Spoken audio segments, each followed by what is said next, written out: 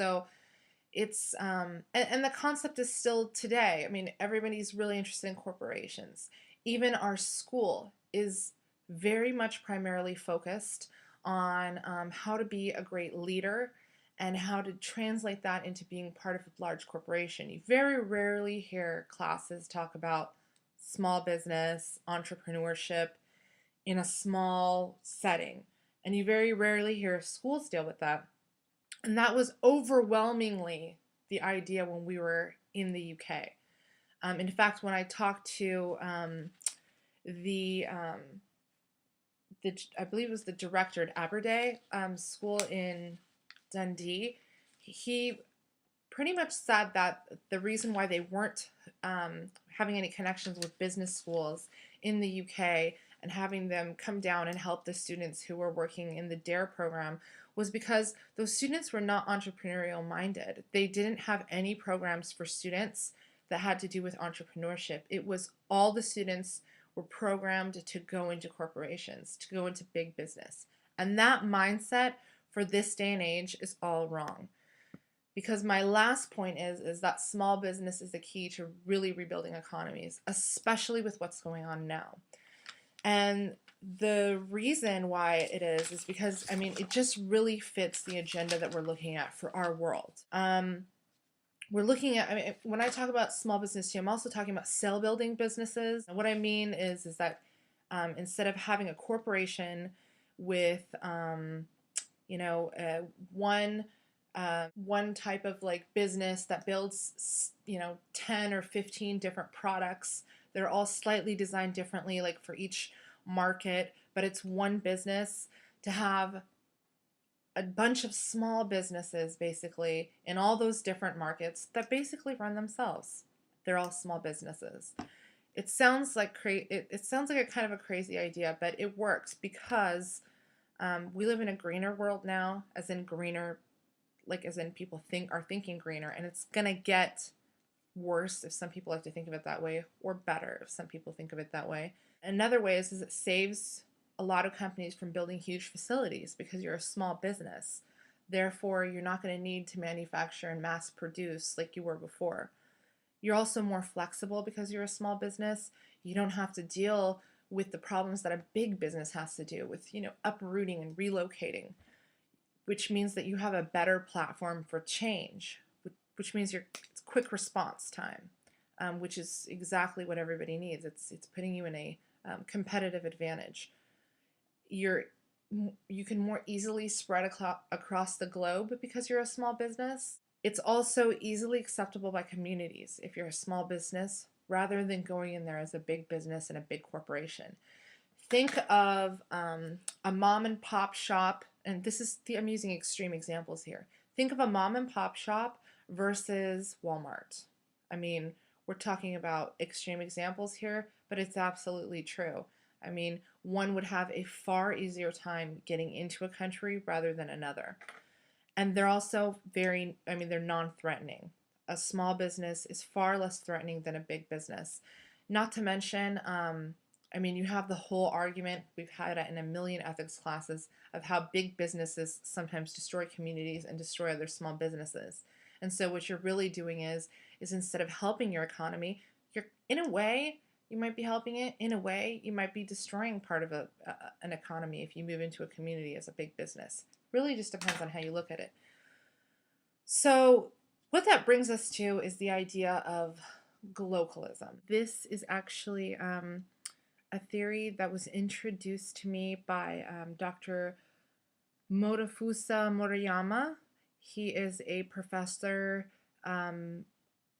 at the time was international management at Albers School of Business and Economics. He still is teaching international management there, and he's a brilliant professor.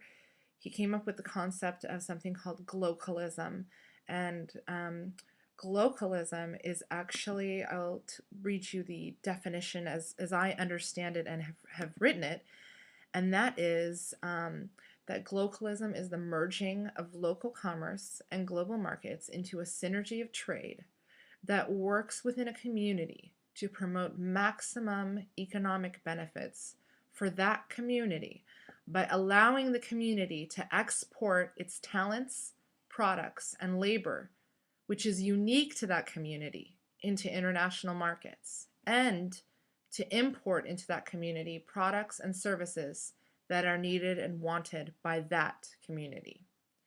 So it's really the modern solution to mass production, mass marketing, and mass servicing. Really, what globalism does is it takes a community and it creates solidarity in that community by asking pretty much the community to come together to make decisions unilaterally at the beginning on what the community needs. So it takes the businesses, the things that the community is good at, the unique products, the unique services, and it takes that and it puts it creates high standards and raises the quality of the products and the services, and it exports them into international markets directly. So the community does it directly into international markets without having to go through any other kind of jumps or loops or borders or anything else. It's from community directly into international market, and they look for things that are in the international market directly back into the community without having to bypass through any other middleman or retailers or anything else. And what that does is it allows really the community to not lose its uniqueness and talent, as I stated before. So and after the community becomes strong and becomes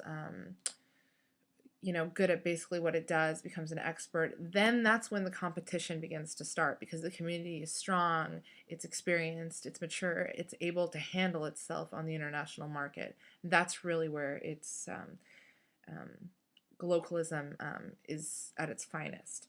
And so the wonderful thing about working with small businesses and working with globalism and working in communities, and we're talking about, not just small little villages. We're also talking about, when we say communities, we also mean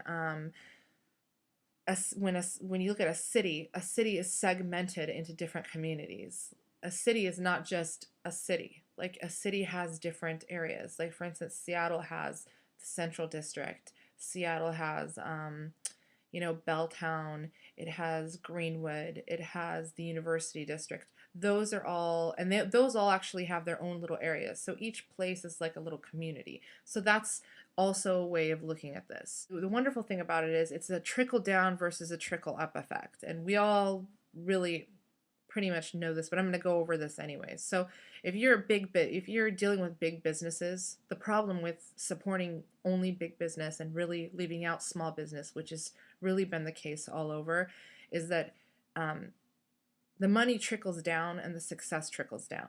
And so when you're at the bottom, there's very little left for you, unfortunately. And most people are at the bottom, unfortunately. Now, when you're working with globalism and small businesses, it's a trickle-up effect. So there's many, many, many, many, many more people at the bottom. And when those people are successful, much more goes up than what comes down. So there's much more potential for success when you start at the bottom than when you start at the top. It just makes sense. When you teach globalism to very small communities that are not doing well, which is the case in a lot of Washington state, because most of the money is generated on our side of the state, Western Washington. If you're teaching globalism to small communities and they are generating value and adding value to their communities, you have generated value to an entire part of a country that never had that kind of value before. And that is creating a whole nother layer of economic profit that never existed before. To conclude this presentation with some suggestions specifically for Scotland, the first problem I saw was really not a whole lot of businesses knew about Scottish enterprise. There's not really a lot of exposure for them, and